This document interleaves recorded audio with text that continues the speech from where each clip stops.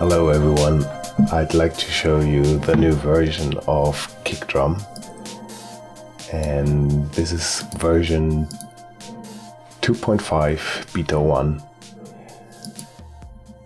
and I'd like to show you the big feature changes, and there's going to be a changelog for the little things that have been improved in this version, and so you can look there for the tiny things. And now I'd like to show you the broader stuff that has happened.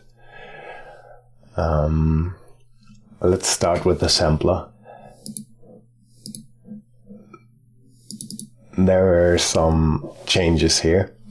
So if you go and you select the sample and you want to move that around, before these handlers with which you can edit your sample, they were moving out of the viewport. That is not happening anymore. And another thing, which is more important, is if you have a sample like a whole track, and obviously it doesn't fit into your working space here. Let's turn this a little longer.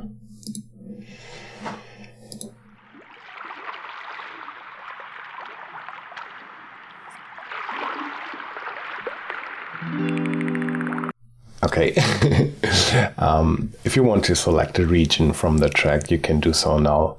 So you can click select range, and then this window opens and you can zoom inside your track here and select a portion you like, and then just click OK, and then that is going to be in your sampler.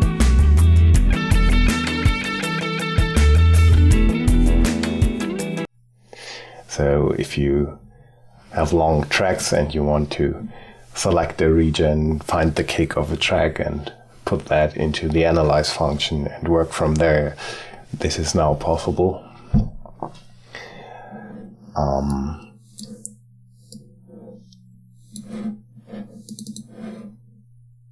Let's select a longer region.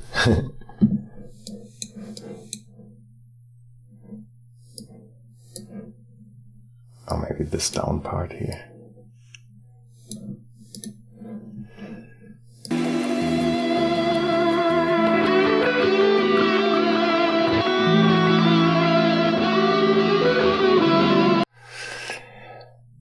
And there's a new device, and this is the pitch, and it is a spectral pitch, so it won't change the timing of the sound, but just the pitch in the spectrum, and that sounds like this.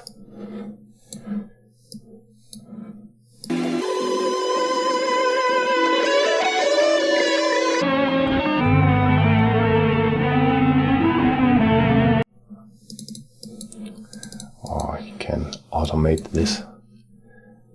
Should turn the volume a little bit down, right? Maybe not. I will correct it in the video.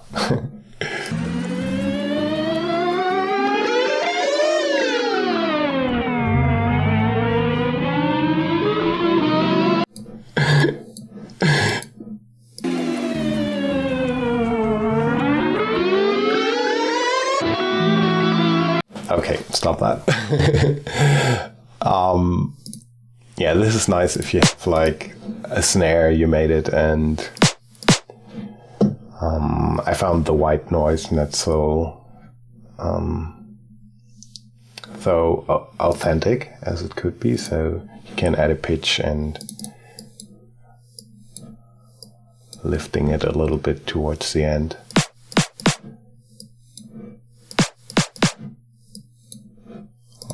This is snapping. If the snapping is turned on, these will snap to the full notes. If this is turned off, you can move them freely.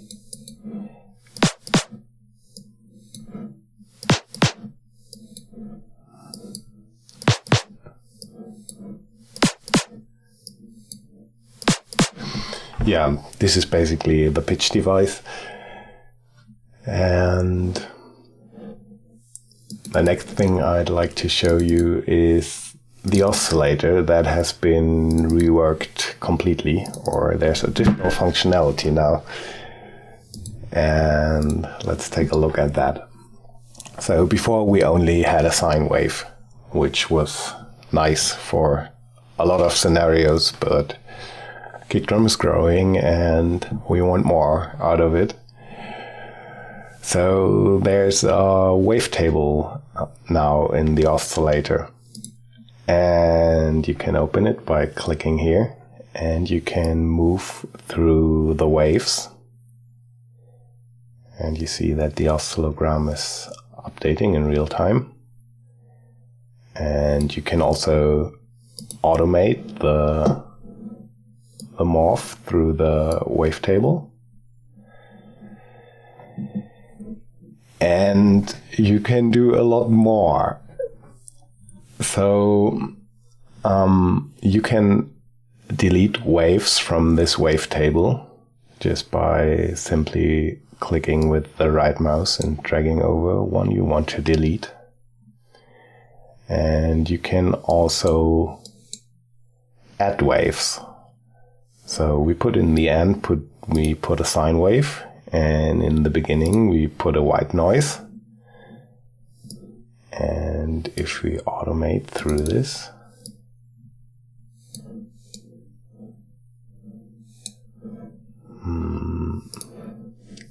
let's make this a little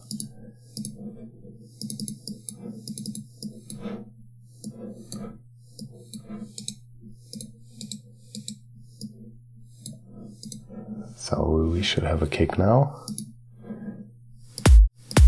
Yes. And depending on how we change this automation, we can have a lot of white noise or just a little bit in the beginning.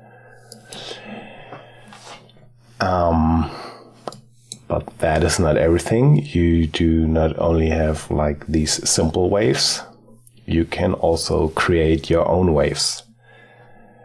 For this, you click the plus and you get into a completely new mode, which is the wave editing mode. And here you can design your own wave. And not only through this or wave designer here, but you have a whole new device chain here. So you can also EQ this designed wave and get the highs out, for example. Make this smoother. And then you see that the wavetable is updating in real time. And this wave is indicated with the green bar here, and simple standard waves are blue. And that has a reason, because these blue waves are not based on wave data on samples that lay in the wavetable. They are based on a function that lies in the wavetable. So this sine wave here, this one, is the original sine wave from KickDrum, just the normal C++ sine function. So this is as precise as before. Although I couldn't find a difference between the sine function sine and a sine that is created via the editing mode. They are they are so close together. I would have to run data analysis on it and see in the bits at the end how much they differ, or if they differ at all, but haven't done that yet. Okay, never mind. So we can have as many waves here as we'd like. So we can create more, and whatever we I want to do here, we can do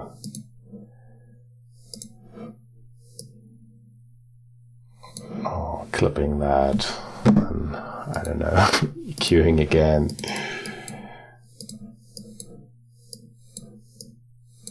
Maybe like this. And then we have this wave selector device, and this wave selector lets us select the zero crossings of the audio.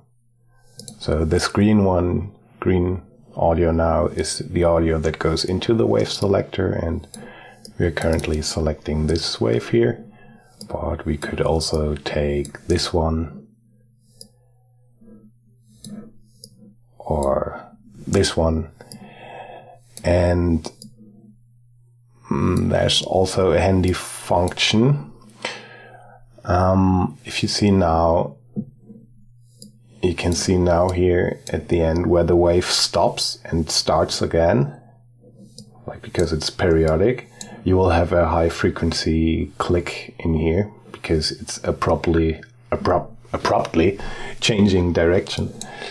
And so there's a blend function which smooths out this entry point, and these are these purple bars here, and you can drag them in, and how far you drag them in, you will smooth the front into the end, so you get a nice periodic wave, which is not always needed, but sometimes it is. You have also some options here on the left. So you can normalize the wave. So it's spread symmetrically between -1 and +1. You can invert the wave. And you can match the zero crossing in the wavetable. So if you've done some editing, if you normalize the wave, you shift the lower point and the upper point. You stretch it out, and therefore the zero crossing starts to move. So I can show this here. Because we have this same option panel, we have this up here in the wavetable as well. But if you tick this here, if you change something here, it will be changed for all waves in the wavetable. So if I normalize this, all waves get normalized, or if I invert this, all waves get inverted. Right now, except for the function ones. Maybe that should change. Let's see. But what I wanted to show you is, now that they are normalized, you see that their ends are not all starting at 0, and this is the zero crossing match. Now all the ends start at a zero crossing. They do not misalign anymore. And it is also helpful. So yeah, you can edit in this wavetable.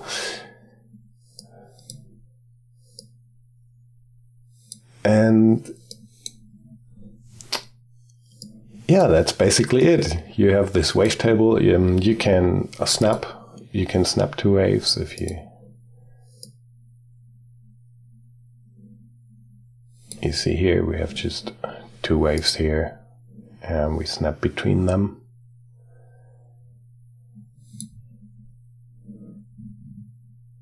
Yeah, there's a lot of cool stuff you can do with this. Now I'm back on track. What I wanted to show you. This is really cool because if you have your waves are like your timbres, your characters of sound, and you can design your own characters. But if you have something designed, some sample, and there's a character in a wave you like. Let's say we like this front part here.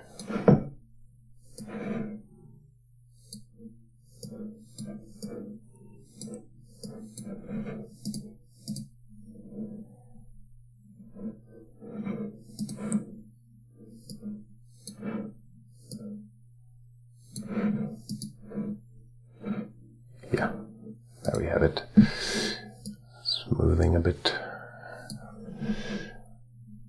and normalizing, and it needs inversion. So now we have this exact wave from the sample. We just picked a wave and put it into the wavetable. And that is really cool. Yeah, you can in this mode you basically have the same flexibility as you have in the normal editing mode via this device chain. And you can add as many sub-device chains for wave creation as you like here. Okay, that's the wavetable. That brings me to the next thing, which is the analyze function. Now that we have a fully editable wavetable where we can create the sound spectrum we like to, how if we pimp the analyze function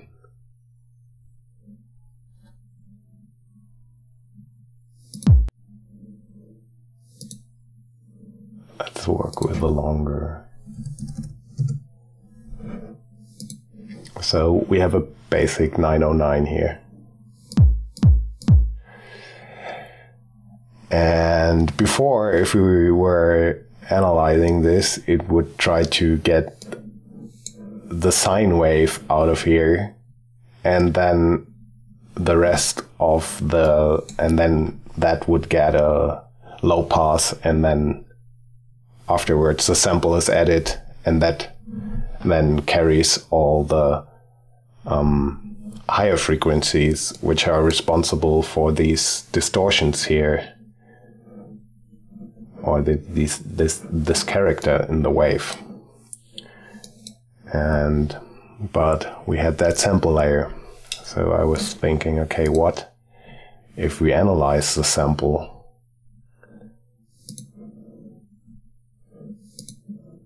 and we put all the waves in the wavetable,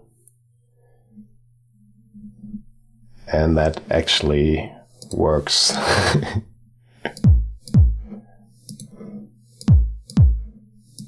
So now you can analyze samples just with an oscillator and an envelope, and you pretty much get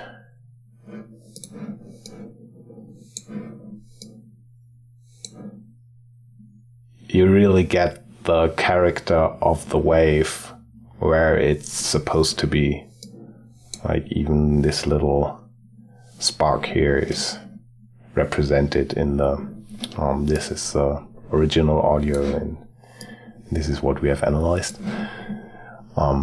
Yeah, you get even these little tiny things out of there. It has its flaws. Play with it, try it out. It doesn't work always perfect. Sometimes you have to add the sample, but we can now lift the cut frequency. We can lift it much higher. I found out that if we put this to, we don't have to have this now at 200, 800 normally serves very good for a lot of cases. Yeah, so the analyze function is new now. You can turn your sound into a wavetable, and if you say like, okay, these all are basically just perfect sine waves, you can go and delete these out, add a real perfect sine wave here, and whatever you want to do. There's a lot of freedom, I would say, with this. And then there's another new feature, which is the distortion device. and the distortion device has a wavetable as well. And how this works is we can morph through the wavetable, and with that select a distortion. And here we can set how much it is distorted.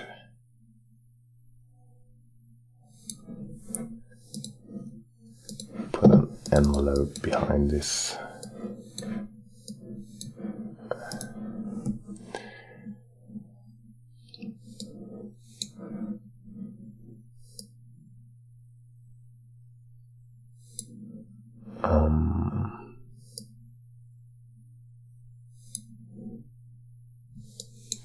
And you can also, it's the same, create your own distortion map here.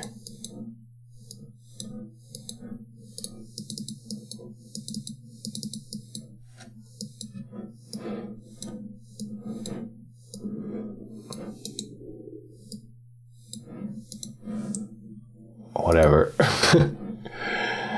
And maybe snap to that. Yeah, and then have really your own distortion character, and you can move through it, automate through the wavetable of the distortion, and you can also automate the distortion itself and totally destroy your sound. Whoa.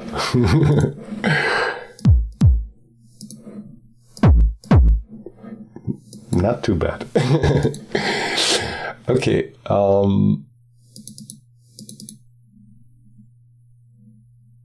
There's one thing more I wanted to show you.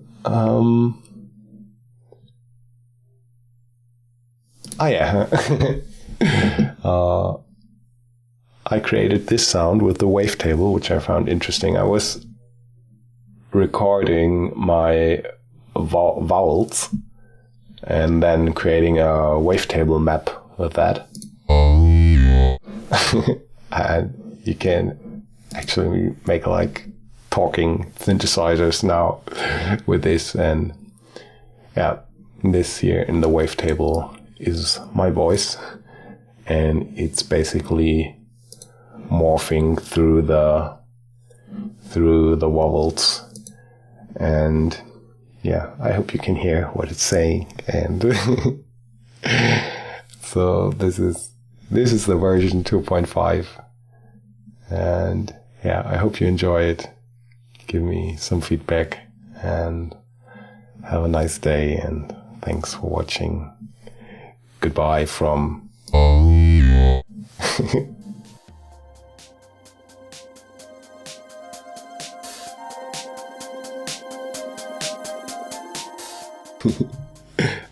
hello, this is an ominous voice from the off. I forgot to mention that KickDrum is also now in full stereo, which I definitely wanted to add to the video, and that the new version is live now. It's beta 1, and you can download it now from your user accounts. And also there's a sale now. It's somewhat around 30% off now until the full release. Yeah, that's it. Bye.